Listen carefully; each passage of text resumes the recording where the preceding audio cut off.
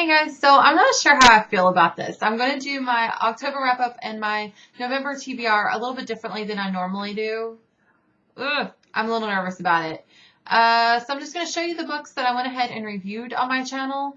I reviewed these during the month of October, and somewhere in there I told you that I wouldn't be doing any more reviews for the month because I just read so many books. I didn't want to flood you all with review after review after review. So this is what I came up with. I'm just going to show you all the books that I read. That's going to be my wrap up. I'll give you like a quick little rundown about what I thought of them and a grade, like I normally do, a little rating, and then I'll show you my TBR pile. So the first book that I reviewed on my channel was Speak by Lori Halls Anderson. It was a great book, and it was also a challenged book that I read this month. I also read Catalyst by Lori Halls Anderson. It was not a challenged book. I just really liked her writing, so I went ahead and read this one as well. Her books are pretty short and easy to get through, so I definitely recommend both of these books for a quick read. Fahrenheit 451 by Ray Bradbury was another banned book that I read this month. It was a really good book. I gave it an A+++, and the movie was also really great, so I think you should check out both. Scary Stories to Tell in the Dark is by Alvin Schwartz, and it's a banned book as well. It's a children's story, a children's book just full of short ghost stories. It's really good. A+. If you have kids, it will scare the crap out of them, which is funny. The Handmaid's Tale by Margaret Atwood was also on the banned book list. It's also now one of my favorite books. I'm so glad I discovered this book this month. If you haven't read it, I definitely suggest it. It's told from the perspective of a handmaid, and a handmaid is a woman who is forced to bear children for an infertile couple. So it's just a really neat book, crazy concept. It's creepy in the fact that it's so realistic. I definitely give The Handmaid's Tale an A+. Next up, I have the scary stories that I read for the month of October. The first one is Melissa Marr's novel, Graveminder. Really good at the beginning. About the second half, she kind of lost me. I got kind of aggravated with the characters. But yeah, the first part was really good, really creepy. I actually had some nightmares because of it, just because zombies freak me out. And yes, they are zombies. I know some people were talking about whether it was a zombie book or not. When something is dead and comes back to life and comes after you, that's a zombie. So I'm going to give it an A-, maybe even a B, just because the second part was a disappointment for me. Next up is Curse of the Windigo by Rick Yancey. It is the second book of the Monstermologist series. Really good book. Really love the characters. The character development in this book was just awesome.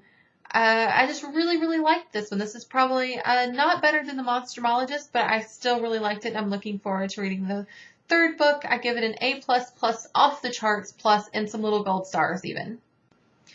The Curious Incident of the Dog in the Nighttime. First of all, great novel, great cover by Mark Haddon. Definitely like this book. It was an honest, innocent, just a really good book, really different from anything I had ever read. I've never read anything about autism or being autistic. This book was written from the perspective of someone that is autistic, and he told the story of the curious incident of the dog in the nighttime. That is what he was talking about, but the bigger picture of the book was just how he dealt with life and how life and his friends and family dealt with him. Really good book, A+. The Pearl by John Steinbeck. I read this in high school, reread it just a few days ago, actually. Love it. It's a true good and evil, you get what you wish for kind of book. If you haven't read it, pick it up. It's just really good, heartwarming, and heart-wrenching all at the same time. Their Eyes Were Watching God by Zora Neale Hurston. I'm kind of in the middle of this book, so I can't really give it an honest review. But so far, it's pretty good. It's kind of hard to understand because she writes the way people talk in the Deep South. So it kind of takes me a little bit of time to figure out what people are saying. But so far, it seems to be a pretty good book. I will probably do a little update later on and let you know what kind of score I give it. So now what I plan on reading for November, I thought it would be fun to read books written by booktubers. So that's what I have going on for the month of November. I can't commit but to 2 novels since I will be doing NaNoWriMo. Moon Dahlia by R.J. Gonzalez. This is going to be a book that I review for you in November, but I already read it in October, and I can tell you it's awesome. So just stay tuned for my full review of it coming up later on in the month. The second book that I plan on reading in November is Velveteen by Daniel Mark. This is the book of the month for the YTbookClub, so I'm sure you all have heard of it. If you haven't, hurry up and check it out because they're going to be reviewing it in a few days. And I will link everyone mentioned in this video down below, including everybody from the YT Book Club.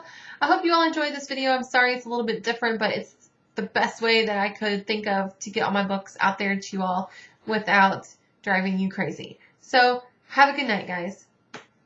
And I almost forgot, guys, happy Halloween. I hope you're having a good one. As you are watching this, I'm probably outside scaring the crap out of some children and laughing my butt off about it. I might be getting beat up by an angry mom. I'm not sure about that. So hopefully I'll have some footage of that to show you, and I will see you guys later. Have a happy and safe Halloween. Bye.